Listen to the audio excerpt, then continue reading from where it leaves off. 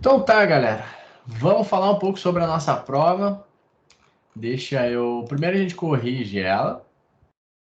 A gente tira as dúvidas que eventualmente surgirem. E aí a gente dá andamento aqui às nossas questões. Tinha ficado aberto, eu por equívoco coloquei a possibilidade de...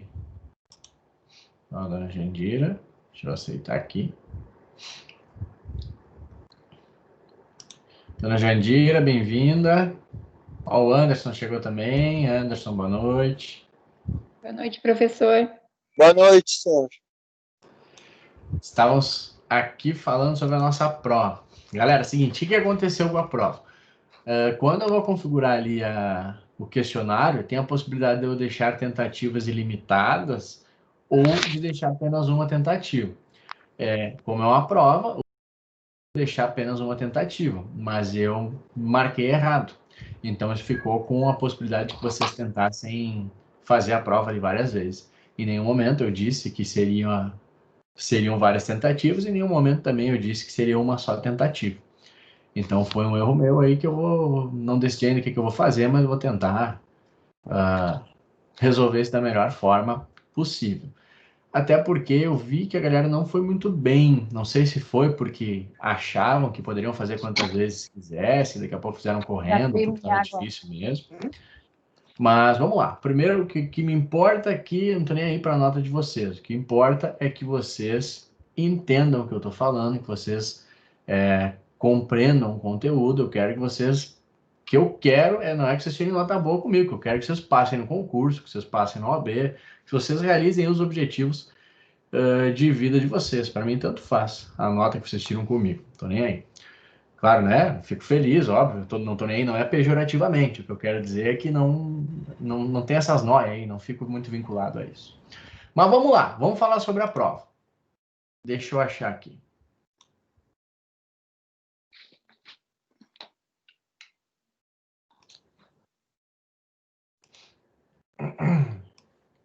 Vamos começar. Alguém tem alguma dúvida antes da gente começar aqui? Alguém quer fazer alguma pergunta, quer falar alguma coisa? Se alguém achar alguém perdido no WhatsApp ali, me avisa também, se eu tiver que aceitar alguém, alguma coisa, porque eu não estou enxergando mais. Então vamos lá. Vocês conseguem enxergar minha tela? Marcos e Tati, que eu consigo enxergar aí. Dá para ver? Não? Yeah. Tá muito pequeno, senhor. Ah, meu Deus do céu. Vamos ver. Vamos tentar de novo. Obrigado, Anderson. E agora? Agora melhorou. Aê! Então vamos lá. Galera medonha, seguinte. Primeira questão. Eu tinha uma caneta em algum lugar aqui. Deixa eu ver se eu acho. Peraí.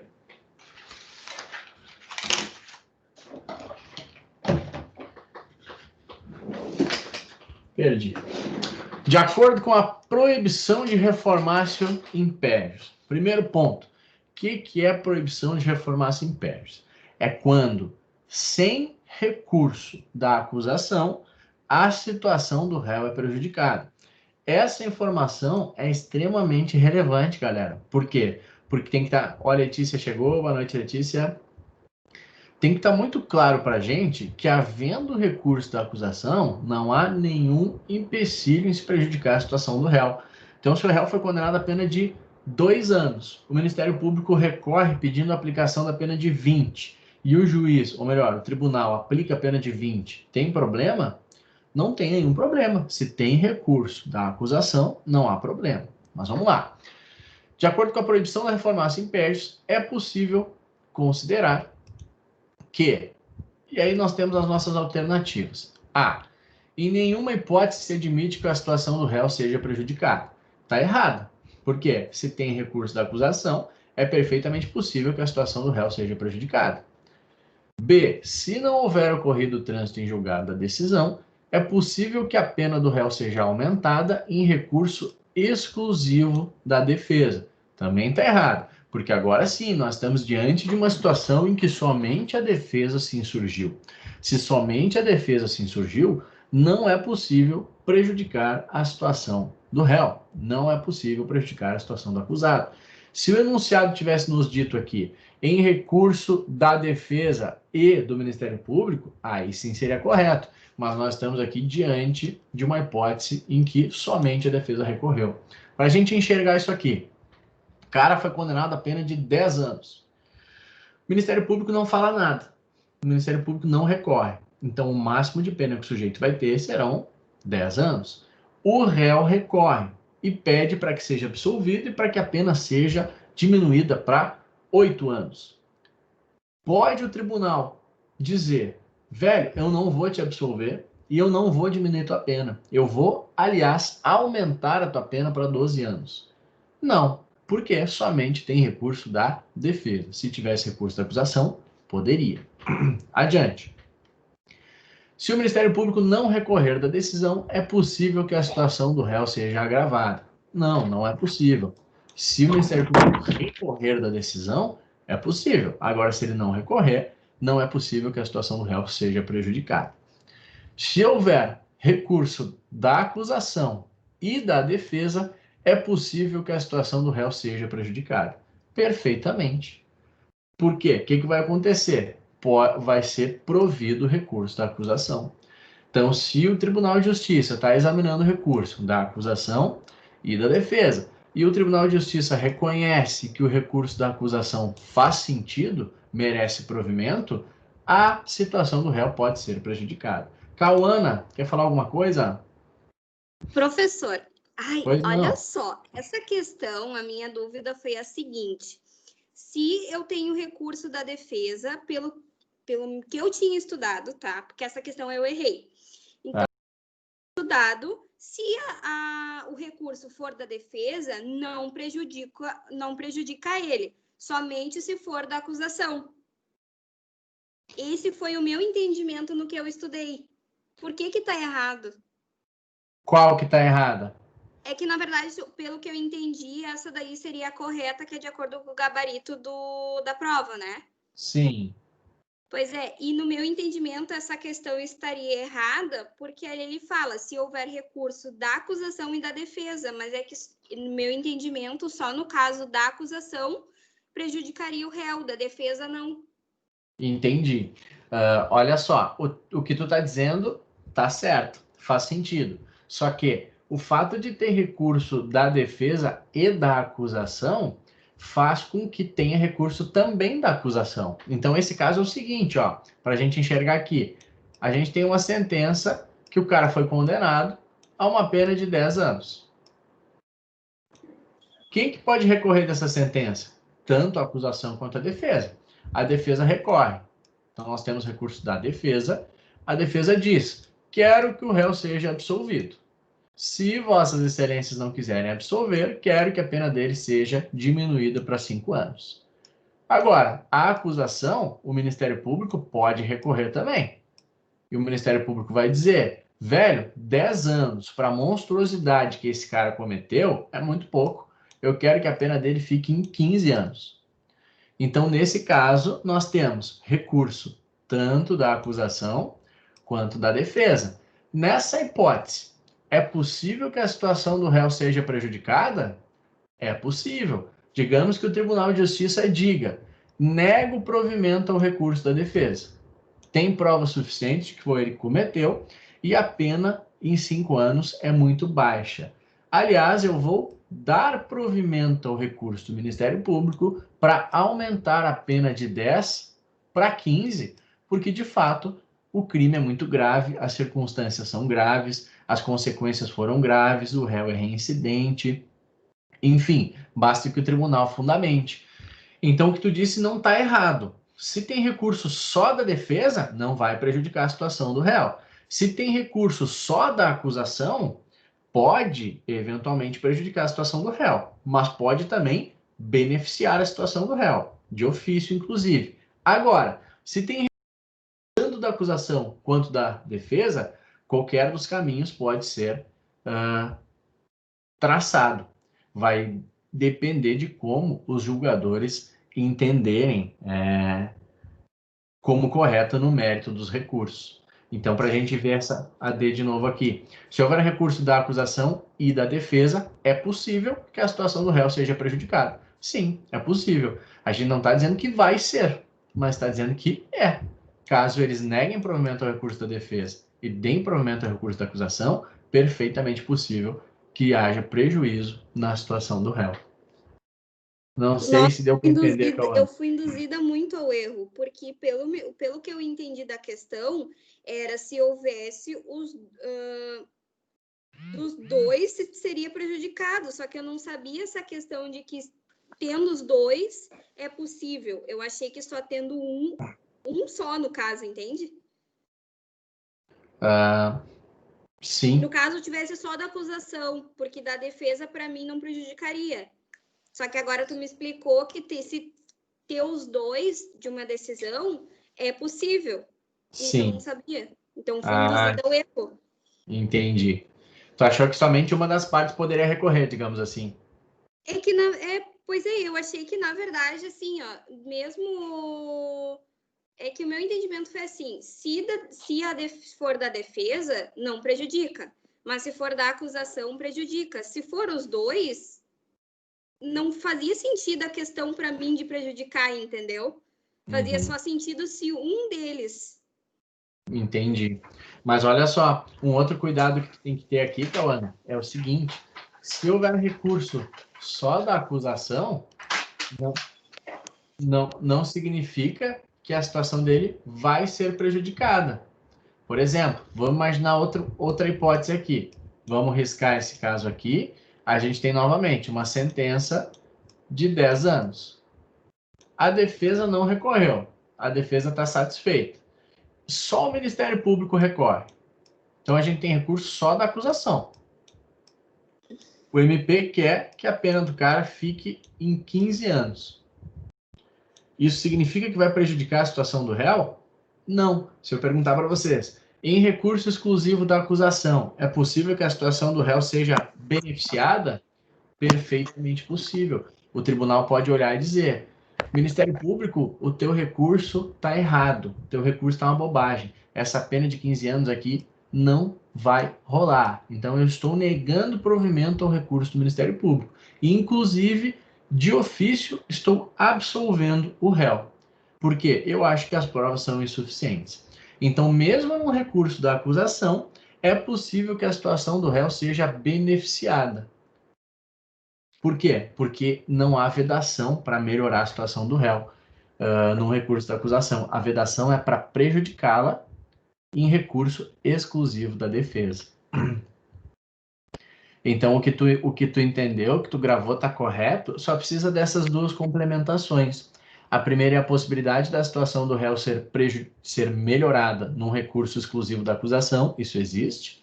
E a segunda é a possibilidade de acusação e defesa recorrerem juntos da mesma decisão. E aí é possível que a situação dele se prejudique, ou beneficie, ou permaneça igual. Nego o provimento ao recurso da acusação, nego o provimento ao recurso da defesa. Vai ficar como estava na origem. Alguma dúvida aqui, galera?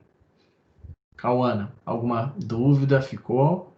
Não, dúvida em si não ficou agora, ficou esclarecido, mas eu ainda tô com aquela coisa de que no meu pensamento, entendeu? De ter achado que estaria totalmente equivocada a questão por estar os dois juntos, mas agora tu explicou se é essa questão, ok. Mas é que eu possa ter me equivocado no meu entendimento, talvez, mas por isso que ficou bem confuso para mim na hora da prova. Eu achei que era um ou outro, não que os dois fossem pelo mesmo sentido, sabe? Sim, mas pode, tanto a acusação quanto a defesa. As partes, elas têm legitimidade. Quando a gente estuda recurso de apelação, por exemplo, a gente viu que tanto tem legitimidade o Ministério Público quanto a defesa para interpor recurso de apelação. Não, sim, é que eu não fui meio que no sentido de, por exemplo, pegar o processo, vamos supor, fazer um caso de exemplo e dizer assim, não, tá, mas dessa decisão cabe recurso de quem? Aqui, que nem tu fez agora, fazendo um exemplo, sabe? Isso eu não fiz, eu fui bem pela teoria, e para mim na teoria estava errado. Entendi. Bom, o importante é que agora você já sabe, ficou claro. Sim, agora ficou claro. Beleza. Vamos adiante, galerinha. Então, aqui, letra D de diamante negro, donuts, danoninho. Vamos para a próxima. Maurício foi denunciado pela prática do delito de receptação. A denúncia foi recebida e Maurício foi citado para responder à acusação, tendo assim procedido. O juiz rejeitou os fundamentos da resposta à acusação e marcou a audiência de instrução e julgamento. Na solenidade, antes mesmo da oitiva das testemunhas, o magistrado, acolhendo o pleito da defesa, reconheceu a extinção da punibilidade pela prescrição da pena em perspectiva.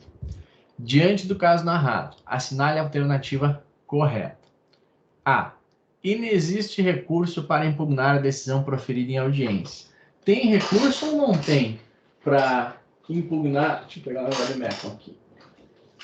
Decisão que reconhece extinção da punibilidade pela prescrição. Cabe recurso?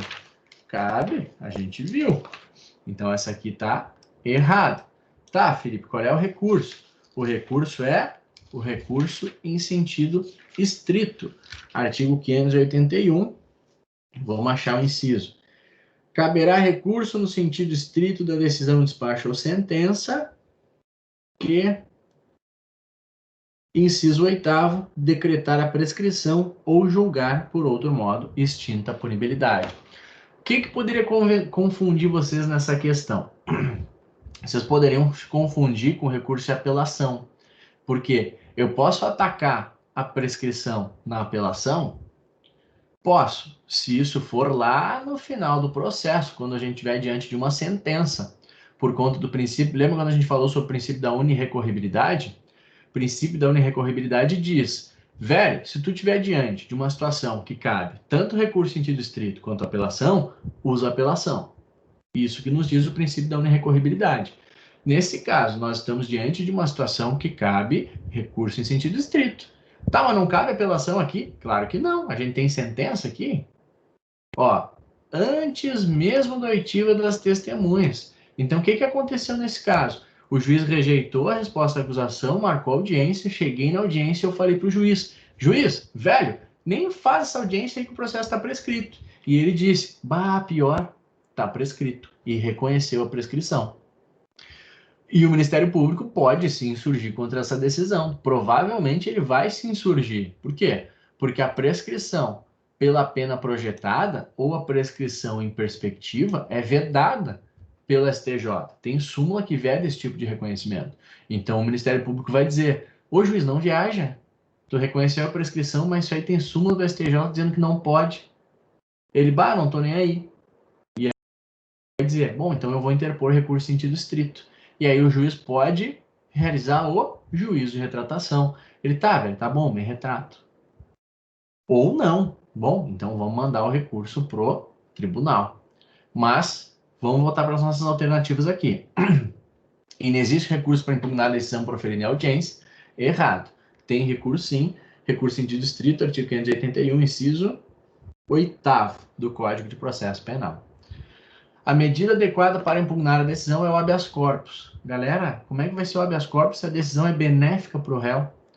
A decisão ela extinguiu a punibilidade, a decisão disse, réu, voe livre, bata as suas asinhas.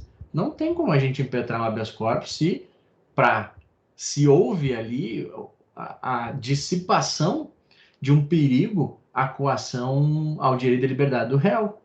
Não, não tem. O Ministério Público pode recorrer se ele quiser, o assistente de acusação pode recorrer se eles quiserem, mas não habeas corpus. Habeas corpus é por tutelar uma violação ou uma ameaça de violação ao direito de liberdade.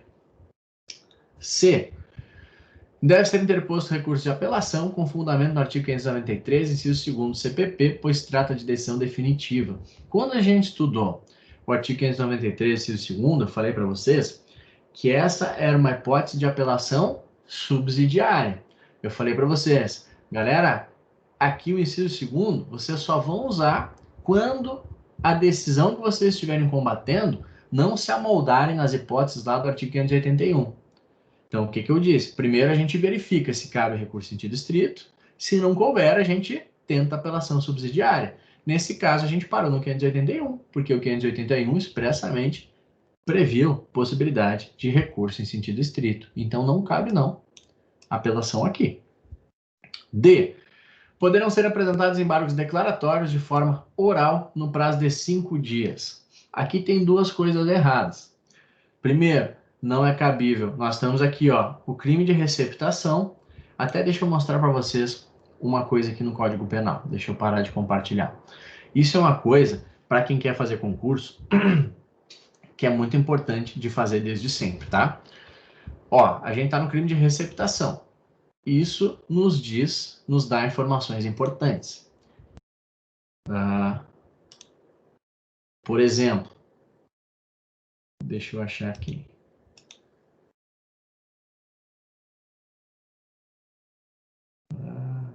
Só um pouquinho, estou procurando minha tela aqui. Achei. Consegue enxergar aí a lei que está aberta? Tá pequeno, senhor. Vou tentar aumentar um pouquinho aqui. Melhorou? Agora melhorou. Show. Obrigado, Anderson. Então, olha só. Crime de receptação. Está lá no artigo 180. Adquirir, receber, transportar, conduzir, ocultar em proveito próprio ou alheio coisas que sabe ser produto de crime ou influir para que terceiro de boa fé adquira, receba ou oculte. Para que é importante eu saber disso? Na verdade, as elementares típicas nem são tão importantes para essa questão. É importante eu saber a pena. Reclusão de 1 a 4 anos. Por que eu quero saber a pena? Porque eu quero saber qual é o rito, qual é a competência. Então eu tenho aqui, pena máxima de 4 anos. Estou no Código Penal. Eu jogo isso lá para o Código de Processo Penal. Artigo 394. Ó, o procedimento será comum ou especial. O procedimento comum será ordinário, sumário ou sumaríssimo. Ordinário, quando tiver por objeto crime cuja sanção máxima combinada for igual ou superior a 4 anos. Então, a gente está no crime de receptação, cuja pena máxima é igual a 4 anos, por isso a gente está diante do procedimento ordinário. Ai, Felipe, mas tu não falou isso em aula. Eu sei que eu não falei, mas isso não precisa saber para responder a nossa questão. Eu só estou dando informações complementares para vocês. Para quando isso aqui caia numa prova, vocês tenham condições de já fazer todo esse link. Pega a pena máxima, identifica qual vai ser a competência, qual vai ser o procedimento pelo qual vai se processar o fato. Porque se for o ordinário e o sumário, muda pouca coisa. Mas se for uma diferença entre ordinário e sumaríssimo, sumaríssimo vai para o G-crime. Então muda bastante coisa. Beleza, então a gente identificou que o crime de receptação tem o procedimento ordinário. O procedimento ordinário cabe embargos de declaração? Cabe sim. Ó, qualquer das partes poderá, no prazo de 2 dias, pedir ao juiz que declare a sentença sempre que nela houver obscuridade, ambiguidade, tradição ou omissão. Então aqui a gente já matava a questão, ó. Só lendo o 382 a gente já matava a questão. Por quê? Porque o prazo é de 2 dias, não é de 5. Agora,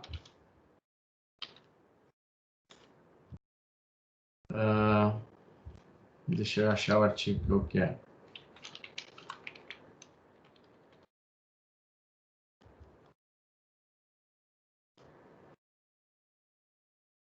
Eu lembro aqui, ó. Agora, se nós estivéssemos diante de uma infração penal do rito sumaríssimo, se fosse uma calúnia, por exemplo, aí a gente poderia dizer que caberia embargos de declaração por escrito no prazo de oralmente no prazo de 5 dias. Artigo 83, parágrafo 1º da Lei 9.099. Os embargos de declaração serão opostos por escrito ou oralmente no prazo de 5 dias. Mas nós estávamos diante de um processo, um crime que se processa pelo juízo, pelo rito ordinário. O rito ordinário não admite embargos declaratórios de forma oral e o prazo é 2 dias. Então, vamos voltar para a nossa questão.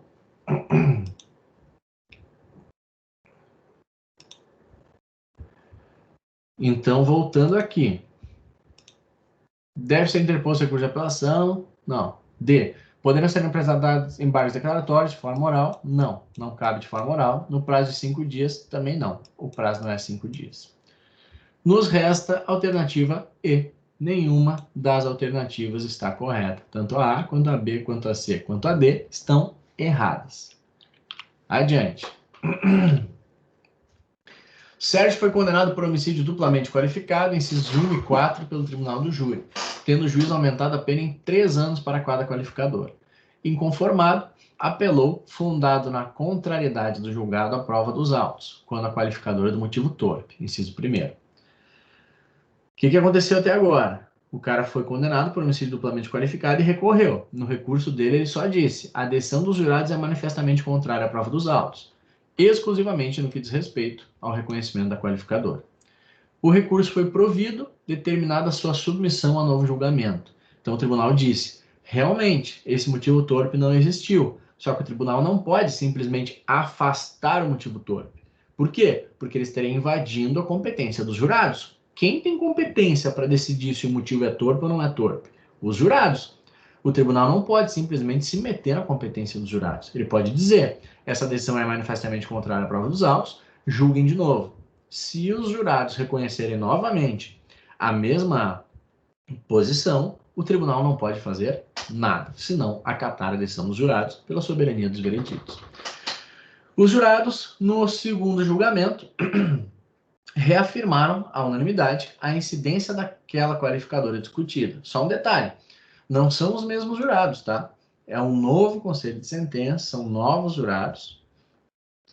Ele, então, uma vez mais inconformado, interpôs nova apelação, afirmando agora ter ocorrido injustiça na aplicação da pena pelo quantum de aumento operado pela qualificadora. É correto afirmar que, só para a gente entender, sentença. Deixa eu apagar aqui. O que aconteceu nesse caso? Jurados disseram: motivo fútil. A defesa disse: tribunal, não existe esse motivo fútil aqui. Esse motivo fútil é contrário à prova dos autos, manifestamente contrário à prova dos autos. O tribunal disse: de fato, é. Julguem de novo. O tribunal mandou que o réu fosse julgado novamente. Os jurados de novo disseram: o motivo é sim fútil. Agora, a defesa está recorrendo de novo, só que o fundamento é diferente. Aqui eles dizem: o recurso, ou melhor, o motivo fútil é manifestamente contrário à prova dos autos.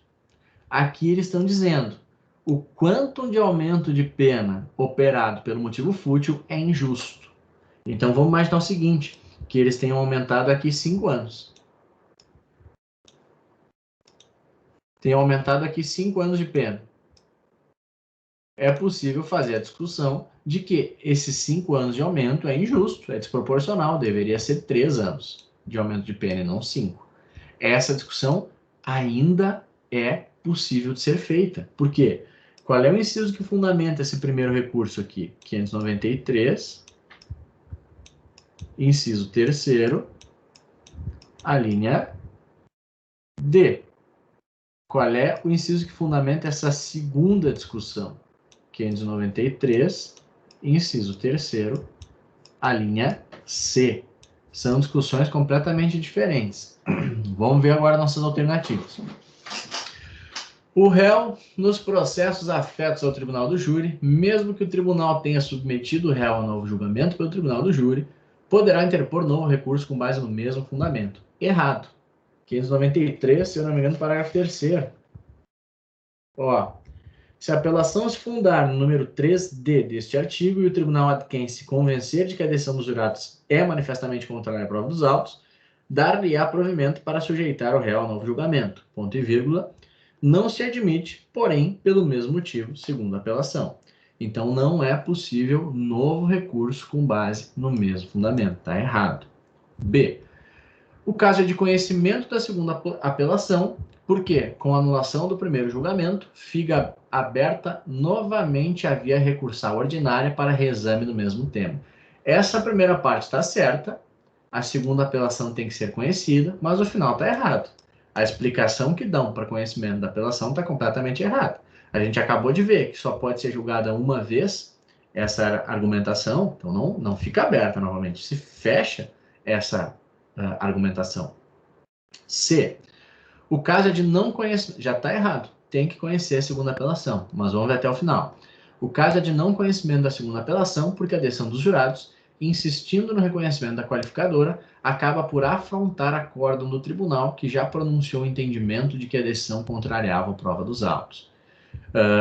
Se fosse o mesmo fundamento, se fosse a mesma argumentação da defesa de dizer, tribunal, eles reconheceram de novo o motivo fútil, aí sim seria caso de não conhecimento, porque o tribunal ia dizer, cara, eu já disse que não é fútil, mas os loucos lá querem assim, não sou eu que julgo esse troço, a competência não é minha, mas não é, a discussão é outra, é sobre quantum de aumento, é sobre a injustiça ou não na dosimetria da pena. D. Embora não caiba nova apelação pelo mesmo fundamento, pode o tribunal, em recurso versado sobre a aplicação da pena, afastar a qualificadora que reconheceu como manifestamente improcedente. Está errado. Por quê? Não pode o tribunal afastar a qualificadora. Por quê? Porque senão eles já teriam feito aqui, ó. Por que eles vão esperar julgar de novo? Ele não pode, o tribunal não pode invadir a competência dos jurados. Dizer, olha só, jurados, eu vou respeitar a competência de vocês mais ou menos, tá?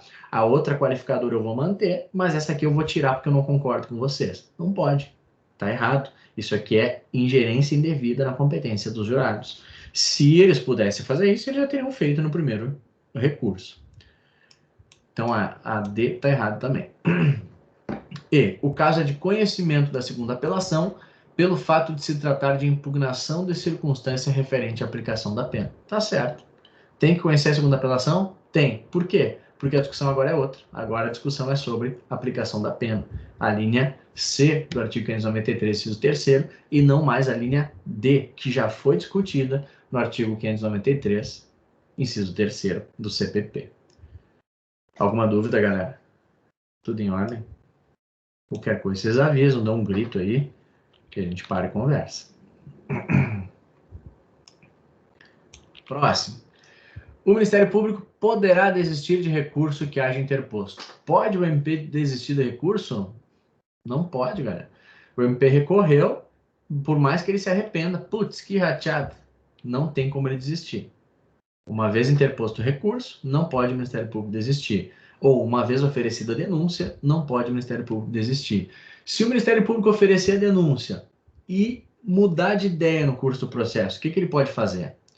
Pode fazer como fez nesse caso aí que hoje passaram o dia inteiro conversando. Não sei se vocês acompanharam o caso da Mariana Ferrer, do empresário, não sei o que os caras estão falando de estupro culposo. Esse caso foi um caso que aconteceu isso. O sujeito ali denunciou, o Ministério Público, promotor, denunciou um sujeito por supostamente ter estuprado uma menina que estava inconsciente, então foi denunciado por estupro de vulnerável. Ele pode desistir dessa ação? Não, mudei de ideia. Não quero que o cara seja processado. Não, ele não pode. O que ele pode é, lá no final, pedir absolvição, que foi o que ele fez. Eu olhei as provas, vi as câmeras, vi as mensagens, ouvi a vítima, ouvi o réu, não estou convencido. Juiz, quero que você absolva o cara.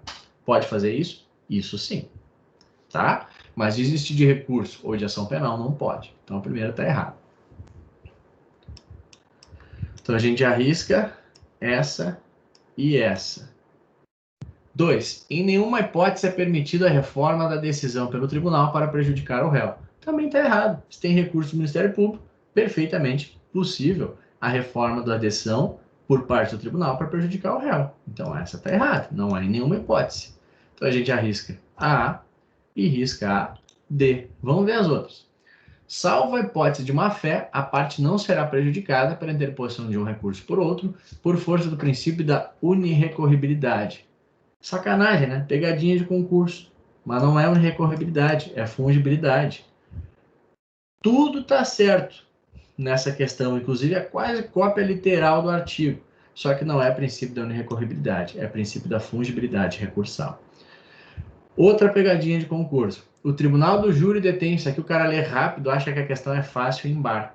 O tribunal do júri detém competência exclusiva para o julgamento de todos os crimes contra a vida. Certo ou errado? Errado, galera. Homicídio culposo. Um médico que mata um paciente por ser imperito. Quem vai julgar? Não é o tribunal do júri. É um juiz comum, uma vara criminal. Não são todos os crimes contra a vida. São os crimes dolosos contra a vida. Então, todas estão erradas. A correta é letra E. Próximo. Anitta foi chamada de burra e feia nas redes sociais por Ludmilla, popularmente conhecida por MC Lud. Além disso, MC Lud disse que Anitta deveria largar de vez o microfone e os palcos, pois em seu último show nada mais fez além de, nas palavras de MC Lud, rebolar a busanfa. Diante dessas circunstâncias, Anitta, preparada que é, ajuizou queixa-crime em face de MC Lud pela suposta prática dos delitos de difamação e injúria, ambos na forma majorada, artigos 39 e 140, combinado com o artigo 141, inciso 3º, todos do Código Penal. Por que estamos dando essas informações aqui? De novo, para a gente fazer aquilo que a gente fez com a receptação, para ver qual é a pena desse negócio, para ver qual é o juiz que vai julgar isso aqui. Ainda mais, ó, eles estão nos dizendo que a queixa-crime foi apresentada perante o juízo competente. O advogado não errou o endereçamento, o advogado apresentou para o juízo competente. O juízo competente rejeitou a queixa-crime. Diante desse contexto, assinale a alternativa correta. Aqui tinha uma forma muito fácil de errar essa questão, que era ir direto no artigo 581, inciso 1º, e marcar recurso em sentido estrito no prazo de 5 dias. Inclusive, essa é a alternativa A. Por quê? Da decisão cabe recurso no sentido estrito da decisão que rejeita a denúncia ou queixa. Então, por que não é essa? Porque a gente está diante aqui de um processo do GCRIM, Juizado Especial Criminal, rito sumaríssimo, regido pela Lei 9.099. A Lei 9.099 expressamente diz que da decisão que rejeita a denúncia ou queixa e da sentença cabe apelação, no prazo de 10 dias. Vamos ver onde é que está isso.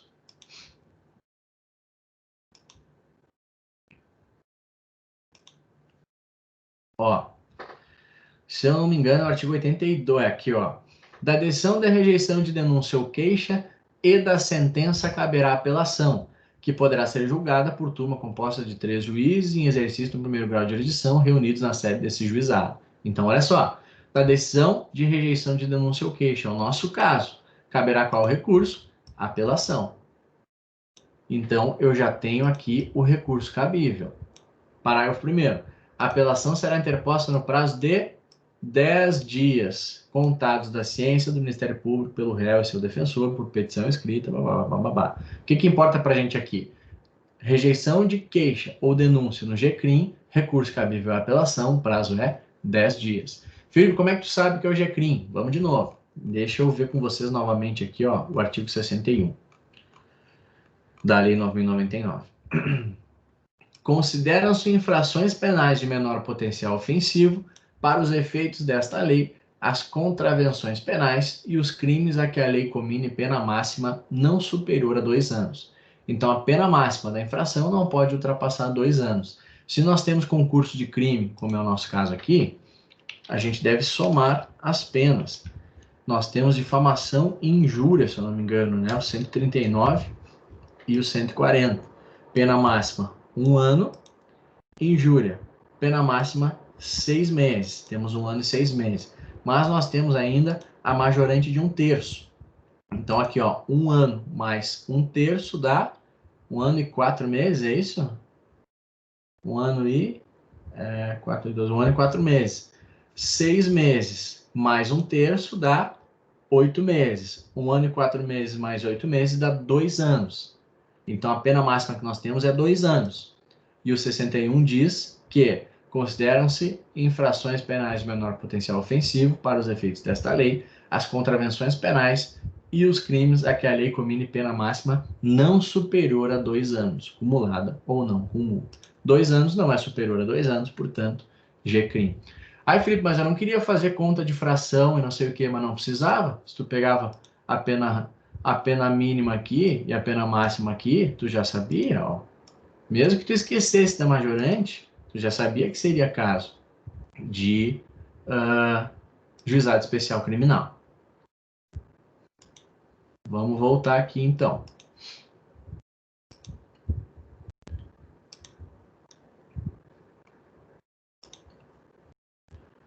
Então, aqui, assinale a alternativa correta. O recurso a ser interposto é o recurso em sentido estrito. Errado. B. O recurso a ser interposto é o recurso em sentido estrito. Errado de novo. O recurso a ter interposto é o de apelação. Pode ser no prazo de 5 dias. Errado. 5 dias é o prazo normal da apelação. O recurso a ser interposto é o de apelação, certo? No prazo de 10 dias, certo? Alternativa correta, letra D. A decisão de rejeição da queixa é irrecorrível. Não, não é. Pode recorrer, sim. Correta, portanto, letra D. Sobre a renúncia ao direito de apelação, assinar a alternativa correta com relação ao tema. A renúncia do réu ao direito de apelação deve prevalecer sobre a orientação da defesa técnica. Não. Se eu, advogado, resolvo recorrer e o réu não quer, prevalece a minha vontade para beneficiar o direito de defesa do réu.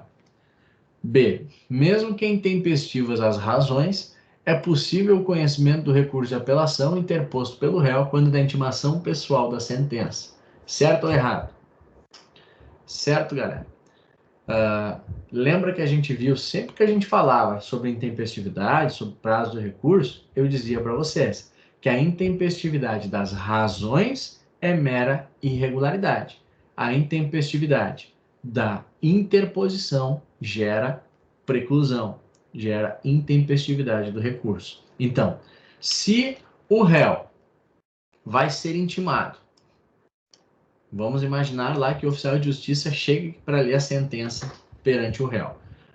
E o oficial de justiça pergunta: cara, tu vai querer recorrer? E o réu diz: sim, quero recorrer. Está interposto o recurso, interposto de forma tempestiva. Se o advogado perdeu o prazo para apresentar razões, isso não impede o conhecimento do recurso de apelação, porque ele foi interposto no prazo adequado, ou seja, lá na intimação pessoal do réu. Primeiro momento. Vamos ver as outras. A apelação interposta por defensor dativo nunca será conhecida se dela discordar o réu. Não. Pode ser que seja conhecida sim. Por quê? Defesa técnica. Defensor dativo é defesa técnica, mesmo que o réu não concorde, pode ser uma situação mais benéfica para ele. D. A apelação interposta pelo réu ou defensor constituído será admitida desde que não haja colidência nas teses apresentadas pela defesa. Nada a ver, em nenhum lugar nosso ordenamento jurídico fala sobre isso. E a intempestividade da interposição do recurso se constitui mera irregularidade e não impede o conhecimento do recurso diante do princípio da ampla defesa constitucionalmente consagrado. Não, está errado. Se fosse aqui razões, tudo bem. Mas experimenta perder um prazo de interposição para ver o que vai acontecer. Já era, não vão conhecer. Não vão conhecer do recurso. Então a alternativa correta é a letra B. Guilherme, após discussão pelo fato de Felipe, seu sócio, ter comido X-Bacon que Guilherme havia guardado para almoçar, acabou por matar Felipe com requintes de crueldade. O Ministério Público denunciou Guilherme pela prática de homicídio duplamente qualificado. Sacanagem isso aí, né? Motivo fútil. Ô, senhor, o Guilherme é sacana, né? Muito sacana. Não se faz isso aí, né, Anderson? Falando nisso... Pô, sacanagem só por causa de um X, senhor. Ah, coitado do Felipe. Pô, o cara chegou com fome, né? Queria se alimentar. O que é isso? Começar a esconder as comidas aqui. O Ministério Público denunciou Guilherme pela prática de homicídio duplamente qualificado, motivo fútil e tortura. Ao final do processo, os jurados condenaram Guilherme pela acusação descrita na denúncia, pena de 15 anos de reclusão, regime fechado. Assinar a alternativa correta. A. O recurso cabível da decisão é o recurso em sentido estrito no prazo de 5 dias. O que nós estamos aqui? Para a gente situar. A gente está diante de uma condenação proferida pelo tribunal do júri, né? Isso é um crime doloso contra a vida. Então, os jurados condenaram Guilherme. Cabe qual recurso das decisões do tribunal do júri? Apelação, não recurso em sentido estrito. Então, a A está errada. B. Não pode o Ministério Público recorrer para aumentar a pena aplicada a Guilherme. Pode sim. Não tem absolutamente nenhum problema. Ele pode dizer, matou o cara por um X, velho, 15 anos é pouco, tem que ser mais. Então, é perfeitamente possível. A defesa somente poderá recorrer se houver alguma nulidade posterior à pronúncia. Não, essa é uma das hipóteses de recurso da defesa. Artigo 593, inciso 3º, a linha A, mas existem outras. A linha B, se a decisão do juiz presidente for contrária à lei expressa ou à decisão dos jurados, se houver erro ou injustiça na aplicação da pena, a linha C, ou se a decisão dos jurados for manifestamente contrária à prova dos autos, a linha E. Então, a C está errado também, não é somente essa possibilidade. D. Se o tribunal considerar que a qualificadora do motivo fútil, X-Bacon, é manifestamente contrária à prova dos autos, poderá afastá-la da condenação a fim de evitar a ocorrência de erro ou injustiça na aplicação da pena. Também está errado, a gente acabou de ver, lembra? Se o tribunal acha que está errada a qualificadora, ele vai mandar novo julgamento pelo tribunal do júri. Ele não pode invadir a competência dos jurados e modificar a capitulação jurídica. Então, essa aqui está errada. E, caso tenha sido interposto recurso de apelação, tão somente com a finalidade de afastar uma qualificadora, não poderá, para a gente entender o que estão falando, ó. Se o cara interpõe recurso para afastar a qualificadora, qual é o fundamento legal que ele usou aqui? 593, inciso 3º, a linha D. Não poderá, nas razões, ser alegada a existência de erro ou injustiça na aplicação da pena. Qual que é essa segunda discussão? 593, terceiro, a linha C. Pode fazer isso? Não pode, galera.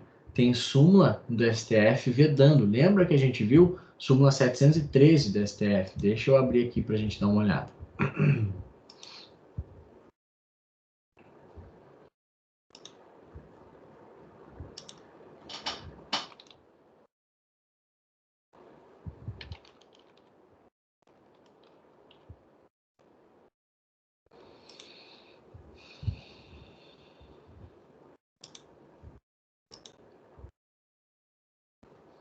Ó, o efeito devolutivo da apelação contra decisões do júri é adstrito aos fundamentos da sua interposição. O efeito devolutivo da apelação contra decisões do júri é adstrito aos fundamentos da sua interposição. Ou seja, se eu interpuser um recurso dizendo que há erro ou injustiça na aplicação da pena, a matéria que vai ser devolvida para apreciação do tribunal é se há erro ou injustiça na aplicação da pena. Se eu interponho recurso dizendo que a decisão é manifestamente contrária à prova dos autos, a matéria que vai ser devolvida para o tribunal é se a decisão dos jurados é manifestamente contrária à prova dos autos ou não. Eu não posso interpor o recurso com base no fundamento ali da linha D e nas minhas razões alegar nulidade posterior à pronúncia, erro ou injustiça na aplicação da pena, etc. Lembra que a gente até viu que, na prática, uma medida para fugir dessa súmula era interpor o recurso com base em todas as alíneas? Então, se você for intimado lá, recorre com base em tudo. 593, inciso 3º, alíneas A, B, C e D. Porque não tem prejuízo você limitar depois. O que não pode é interpor com base em uma e depois querer expandir. Agora, você interpor com base em todas e depois querer limitar, não tem nada de errado. Vamos adiante. Aí, essa aqui, aí nós chegamos na dissertativa, galera. Grávida de 9 meses, Ana entra em trabalho de parto, vindo a dar à luz a um menino saudável, o qual é imediatamente colocado em seu colo. Ao ter o recém-nascido em suas mãos, Ana, sob influência do estado puerperal, é tomada por extremo furor e tenta agredir a criança. Acalmada por seus familiares, acaba entregando o bebê aos braços da enfermeira, que o coloca no berço. No decorrer da madrugada, Ana acorda e visualiza que a criança está dormindo no berço. Lentamente caminha em direção à criança e a pega em seus braços. Subitamente, uma vontade de sufocar a criança passa pela cabeça de Ana, ocasião em que a enfermeira ingressa no quarto e, assustada, Ana deixa a criança cair, vindo ela a falecer em razão da queda. Ao perceber que a criança não estava mais respirando, Ana entrou em desespero e afirmou: "Oh my God, senhora enfermeira, por favor, não deixe meu anjo morrer." O Ministério Público oferece denúncia em face de Ana. Tá, qual é a imputação que a gente tem aqui? Vamos por partes. Eu pensar em fazer alguma coisa gera responsabilidade penal contra mim? Eu tô com uma arma apontada na cabeça do Guilherme aqui, ó, pensando em matar ele. mas eu não disparo. Eu posso responder por homicídio? Claro que não. Eu estou pensando em cometer um crime. Eu não comecei os atos executórios ainda. Então a Ana estava com o filho nos braços pensando, vou matar essa criança. Mas ela não deu início ainda aos atos executórios. Pode-se falar em infanticídio? Não. Por quê? Porque ela não deu início aos atos executórios. Tá, mas ela deixou a criança cair e morreu. Sim, deixou a criança cair e morreu. Por quê? Porque ela devia estar nervosa, devia estar assustada, ela foi negligente nos cuidados que ela teve com seu filho. Se eu ajo de forma negligente e a minha conduta negligente dá causa a um resultado de morte, qual é a conduta que se pode imputar? Homicídio culposo. Então é possível, na minha ótica, que a Ana responda por homicídio culposo, mas não por infanticídio. Vamos seguir no enunciado aqui. O Ministério Público oferece denúncia em face de Ana pela prática do delito de infanticídio exposto no artigo 123 do Código Penal. Ao examinar a acusação, o juiz competente rejeita a denúncia, com base no artigo 395, inciso 1º do Código de Processo Penal, por considerar inepta a inicial acusatória. O Ministério Público é intimado dessa decisão em 16 de outubro de 2020, mas não adota qualquer providência em relação a ela. Tá, olha só. Teve gente, galera, que botou aqui a possibilidade de queixa substitutiva da denúncia. Não cabe, por 2 motivos. Primeiro, porque já houve denúncia, não poderia então dar início a uma nova ação penal. E segundo, porque o Ministério Público não foi inerte, o Ministério Público deu início ao processo, ele ofereceu de fato a denúncia. Adiante. Você, advogado formado pela Faculdade Dom Bosco, é procurado em seu escritório pelo genitor da criança, então é o pai da criança que foi morta pela Ana, que se separou de Ana após o fato, para esclarecer os seguintes questionamentos, com base somente nas informações contidas no enunciado. A. Existe alguma providência a ser adotada no caso? Caso exista alguma providência, indique o fundamento legal e o encerramento do prazo. Vocês acham que daria para fazer alguma coisa? Imagina o pai, desesperado, porque perdeu o filho, procura vocês no escritório, dizendo, doutor, o senhor nem sabe, a louca da minha mulher matou meu filho, o Ministério Público ofereceu denúncia, a denúncia foi rejeitada, o Ministério Público não fez nada. O que dá para fazer, doutor? Pelo amor de Deus, me diz, a gente pode fazer alguma coisa? O que vocês diriam pro cara? Galera, decisão que rejeita denúncia ou queixa é impugnável. Aqui a gente está diante de procedimento do júri, ou procedimento, na verdade, a gente ia tentar ir para o procedimento do júri, ó, crime doloso contra a vida. A gente poderia interpor um recurso em sentido estrito. Então, tem providência sim. Se habilitar como assistente de acusação e interpor recurso em sentido estrito. Fundamento legal seria 581, inciso 1º. E para habilitação para assistente de acusação, eu acho que é o 578, não me lembro bem. Tá lá nas partes, sujeitos processuais. Na verdade, eu queria saber o fundamento legal do recurso, mas quem quisesse colocar ali fundamento legal para habilitação como assistente, ótimo, muito bem-vindo. Qual é o prazo? O prazo é... Pois não? Alguém falar alguma coisa? Professor, o 598, parágrafo único. Oh, isso aí, muito obrigado. Isso aí, perfeito, Alexandre. Olha só, artigo 598, parágrafo único. Nos crimes de competência do Tribunal do Júri ou do juiz singular, se da sentença não for interposta apelação pelo Ministério Público no prazo legal, o ofendido ou qualquer das pessoas enumeradas no artigo 31, ainda que não se tenha habilitado como assistente, poderá interpor apelação que não terá, porém, efeito suspensivo. Agora, parágrafo único. O prazo para a interposição desse recurso será de 15 dias e correrá do dia em que terminar do Ministério Público. Então, a gente não está habilitado aqui como assistente de acusação, mas a gente tem legitimidade para tanto.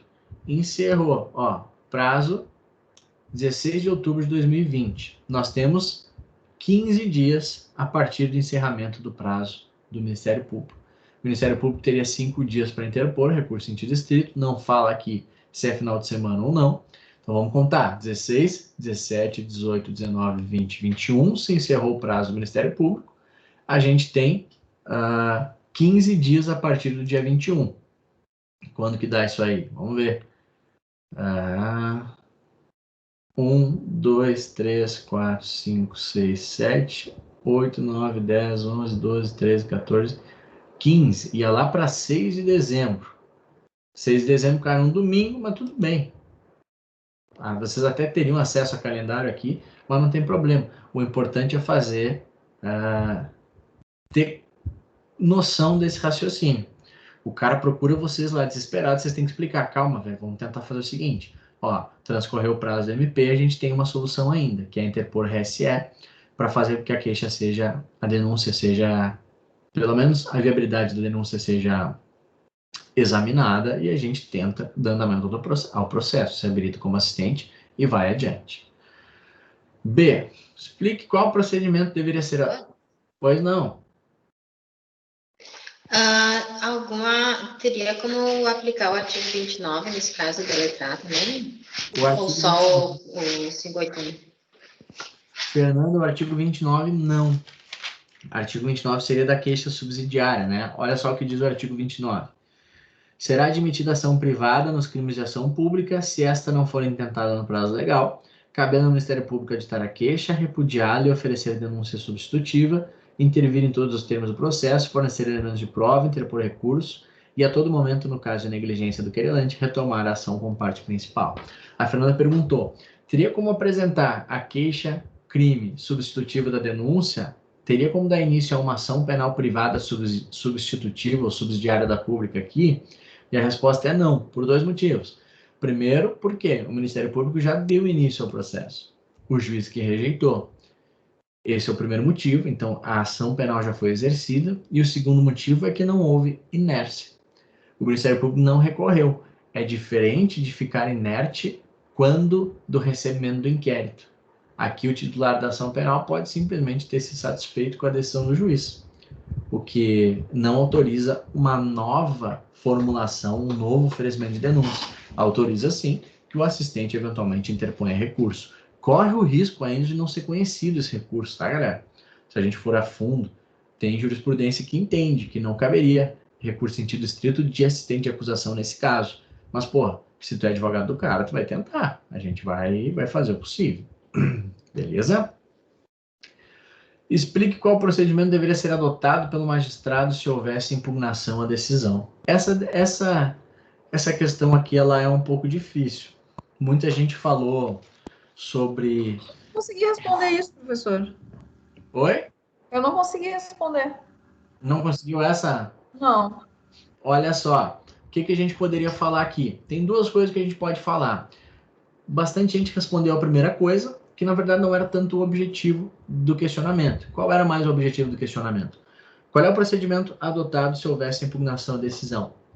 Então, seria um recurso em sentido estrito, o juiz deveria realizar o juízo de retratação, para verificar se ele mantém a decisão ou não, intimar a parte adversa para contrarrazões e remeter os autos para o tribunal de origem. Esse é um ponto. Mas qual é o ponto nevrálgico aqui? Para a gente, num concurso de carreira jurídica, isso aqui muito poderia ser cobrado. Por quê? Porque eles estão cobrando conhecimento de uma súmula. Deixa eu abrir para vocês aqui.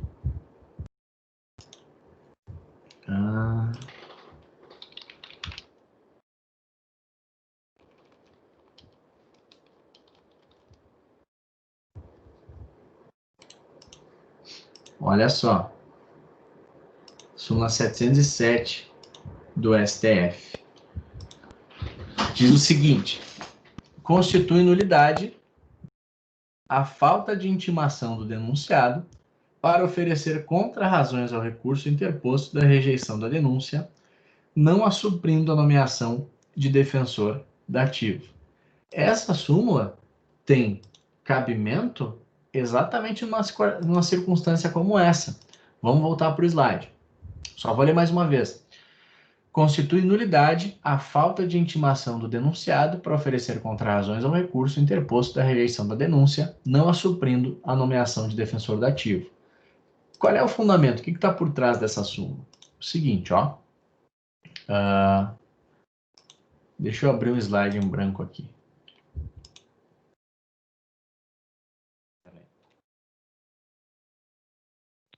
Ô, professor. Pois não. Eu usei a 709 para responder essa B aí. O que diz a 709 mesmo? Sobre sobre se valerá como recebimento da denúncia se for impugnado aí venha dar provimento ao recurso, né? Tá. Olha só, o que diz o 709? Salvo quando nula a decisão de primeiro grau, o acórdão que proveu o recurso contra a rejeição da denúncia vale desde logo pelo recebimento dela. Isso aqui seria um segundo momento, Alexandre. Eu vou tentar desenhar para a gente entender aqui, ó, especificamente o objeto do questionamento, e aí eu já falo sobre essa situação também. Então a gente tem o seguinte: o Ministério Público ofereceu uma denúncia. O Ministério Público disse: a Aletheia cometeu um crime. Eu acho que ela deve ser... Viu só, Aletheia? A Aletheia cometeu um crime, acho que ela deve ser responsabilizada criminal. Oi? Sobrou para mim aqui. Sobrou para ti. Que coisa, né? Tá bem quietinha aí, comportadinha, mas tudo bem. Olha só. Então a Aletheia cometeu um crime. O juiz diz: rejeição da denúncia. O juiz diz: não viaja no Ministério Público. Não tem nada a ver. A Aletheia não cometeu crime nenhum. Não vem encher meu saco. É isso que o juiz diz. Artigo 395, inciso 1º do CPP. Percebam, galera, que a gente está antes da resposta à acusação. Por que isso é importante? Porque, olha só, a Aletheia nem tomou ciência de que ela está sendo denunciada. O Ministério Público diz: a Aletheia cometeu um crime. O juiz diz: velho, não viaja, não cometeu nada, sai daqui. Então ela nem sabe que ela está respondendo um processo. Ela nem sabe que tem uma denúncia contra ela. O Ministério Público impugna essa decisão, dizendo: juiz, cometeu sim, ela cometeu sim, eu quero que ela responda. Então ele manda um recurso para o Tribunal de Justiça, que é o recurso em sentido estrito. Só que o juiz, nesse momento, o que ele deve fazer? Ele está pensando lá, recebeu o recurso. Eu acho que a Aletheia não cometeu crime nenhum, mas o cara está recorrendo. Será que eu tenho que incomodar a Aletheia para esse recurso aqui? A súmula 707 do STF diz sim, você tem que intimar a Aletheia. Então o juiz tem que determinar, e é esse o procedimento que o juiz deve fazer. É esse o cerne da pergunta. O procedimento seria intimar a Ana para apresentar, caso ela queira, né, resposta à acusação para o recurso em sentido estrito interposto pelo pai da criança. Voltando para o nosso exemplo da Aletheia aqui, o MP diz: Aletheia, você cometeu o crime. O juiz diz: não cometeu, não. O Ministério Público novamente diz: olha, eu acho que cometeu e quero que o tribunal examine essa denúncia. Aí o juiz vai dizer, vai ter que intimar pessoalmente a Aletheia para dar ciência a ela sobre esse recurso do Ministério Público para que ela possa contrarrazoar. Então o juiz vai intimar: Aletheia, olha só, o Ministério Público está dizendo que você cometeu um crime. Eu nem queria te incomodar. Eu acho que é mentira. Mas, enfim, eles estão recorrendo. Tu tem que saber disso, para caso tu queiras apresentar contra-razões ao recurso deles. A resposta era intimar. Seria intimar a parte contrária para apresentar a resposta. Para apresentar contra-razões ao recurso. Súmula 707. E olha só como a súmula ela é forte, ó. Se o juiz pensa: não vou incomodar a Aletheia, eu vou mandar os autos aqui para a Defensoria Pública, eu vou nomear um advogado dativo para ela, não vou nem incomodar ela. Isso gera nulidade. Por quê? Porque ela pode querer constituir um advogado da confiança dela. Não, mas que Defensoria Pública, nem sei quem é o defensor, esse advogado que o juiz nomeou, eu nem sei quem é, eu quero contratar o meu advogado. Então, esse seria o procedimento adequado. Intimar a parte contrária para apresentar contra-razões ao recurso interposto. E aí que o Alexandre falou, da súmula 709, vem nesse momento, ó. Então o juiz já rejeitou a denúncia, só que o fato vai ser apreciado pelo Tribunal de Justiça. Imaginemos que o Tribunal de Justiça dê provimento ao recurso em sentido estrito e diga: eu acho que tem justa causa sim. Eu acho que a Aletheia deve responder ao processo. Então, o próprio acórdão do Tribunal de Justiça serve como recebimento da denúncia. Não vai precisar mandar o processo de novo para o juiz que rejeitou a denúncia, para o juiz proferir uma nova decisão. Então, o próprio acórdão vai servir como recebimento da denúncia. Esse juiz aqui de trás, ele já vai receber o processo com a denúncia recebida. Ele só vai intimar a Aletheia para apresentar a resposta à acusação e depois vai designar audiência. Ele não vai precisar decidir de novo sobre a viabilidade acusatória, até porque ele já decidiu e ele não concorda. A não ser a exceção é quando se reconhece a nulidade da decisão. Isso tudo está na súmula 707 e 709 da STF. Alguma dúvida, galera? Vocês acharam muito difícil isso? Beleza. Não, é bom. Bom saber. Vamos ver a C aqui, então. Caso tivesse sido recebida a denúncia, seria cabível alguma providência por parte? Indique o prazo e o fundamento legal. Indique ainda quais teses defensivas poderiam ser arguídas nesse caso. Aqui tem várias possibilidades. O que eu queria saber? Eu queria saber se vocês sabem que do recebimento da denúncia não cabe recurso. Para a maioria de vocês está bem claro. Vocês dizem, não, teria que ser resposta à acusação ou habeas corpus. E é exatamente isso. Porque se foi recebida a denúncia, não tem nenhum recurso que se possa interpor da decisão que recebe a denúncia. O que pode eventualmente fazer é impetrar um habeas corpus. E, claro, né, o procedimento vai ter o andamento normal, que seria a resposta. Quais teses defensivas tem nesse caso aqui?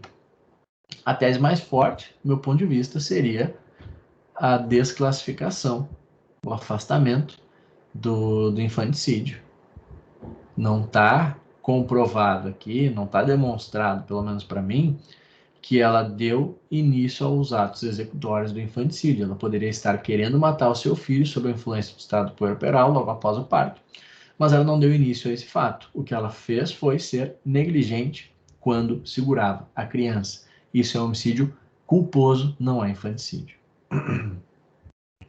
É melhor ser homicídio culposo. Crime culposo tem algumas vantagens, né? Substitui a pena, não cabe prisão preventiva. Então isso aí facilita um pouquinho. Alguém ficou com alguma dúvida, galera? Deixa eu voltar para vocês aqui. Como é que vai ficar essa nota dessa prova, professor? Pois é, Cauana, eu não sei ainda, mas alguma coisa a gente vai fazer. Podem ficar tranquilos. A gente tinha falado. Foi bem na prova? No geral não foram muito boas as notas, assim. Eu me sinto menos pior. O que é atípico numa prova minha, normalmente todo mundo vai bem nas provas, mas vamos pensar em alguma coisa. Primeiro, porque teve um erro meu de deixar aberto ali o questionário, a pessoa pode ter feito com pressa, pode ter feito sem ter a devida atenção. E segundo, porque de fato, talvez fosse um pouco difícil mesmo. Professor, só uma dúvida. As duas provas que tem, cada uma vale 2, né? E a pasta vale 4 e tem mais tarefa valendo 2, é isso? Isso. Tu sabe que eu nem me lembro mais, Cavalo, mas eu acho que é isso. Confio em ti. Eu terminei a prova, a primeira coisa que eu fui olhar era para ver quanto é que valia a primeira prova, porque eu fiquei assim apavorada. Fiquem tranquilos. A Sheila tá falando um trabalhinho. Eu acho que eu vou fazer um trabalho, sim. Porque eu tava pensando sobre eventualmente fazer, que a gente tinha conversado no grupo ali, uma média ponderada, só que tem gente que não fez as duas provas. Aí é injusto. Então eu acho que eu vou mandar um trabalho para vocês fazerem o trabalho, complementar a nota. Já teve outra prova? Oi? Já teve 2 provas, não, né? Não, uma só. Eu tá. quis dizer a primeira prova, porque eu acho que a Letéia não estava aí. Eu configurei errado o questionário, Letéia, e aí possibilitou que vocês abrissem mais de uma vez a prova. Então tinha gente entendendo que daria para fazer várias vezes, ou mais de uma vez a prova. E na verdade foi um erro meu. Então, quem dera, eu tinha arrumado. Bora lá, vamos até acertar. Então eu vou fazer isso, galera. Eu vou pensar aí no decorrer dessa semana, na próxima, vou fazer um trabalhinho, posto no Moodle, aviso vocês no grupo. Mas o que eu quero mesmo é que as coisas estejam claras, assim. Eu vi que o aproveitamento não foi tão alto, por isso que eu fiz questão da gente conversar bastante, com calma, sobre as questões hoje. Professor, aquela nota que tá lá já tá com a correção da Já. Uhum. Alguma dúvida, galera? Alguém ficou com alguma questão aí? Então era isso, galera. Se não há dúvidas, era isso. Desejo a todos vocês uma ótima noite. Professora, agora eu me lembrei de uma coisa. As peças, quando que vão ser corrigidas para a gente poder fazer as finais? As digitadas, né? Eu tô devendo isso para vocês. Acho que já postei 2, né? Sim, hoje a gente tem até as 11h55 para entregar a segunda. Meu Deus do céu. Eita! Gente, onde é que tá isso? Eu não fiz isso. Tá Eu no também mudo. não. É hoje Ei. o prazo final? É hoje o prazo final. Jesus! Ó, a Cauana jogou uma bomba no grupo aí. Puta merda. Galera, olha só, sem noia. Não deu para terminar, me avisa, manda mensagem.